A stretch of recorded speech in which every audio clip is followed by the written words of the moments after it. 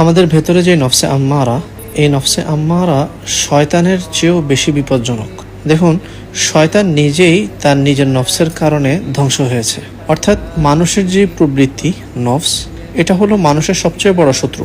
আদম আলাইহিস সালামের এক ছেলে কাবিল তারই ভাই হাবিলকে হত্যা করেছিল শুধুমাত্র নফসের ধোঁকায় পড়ে, এবং এই কথা কোরআনে কারিমে আল্লাহ রাব্বুল আলামিনও ইরশাদ করেছেন।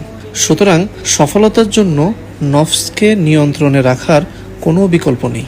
এই জন্য সালফে সালেহিনগণ বলেন যে নফসের শাস্তি হলো সবসময় নফসের বিরোধিতা করা, কারণ নফস সবসময় খারাপের দিকে ধাবিত হয়।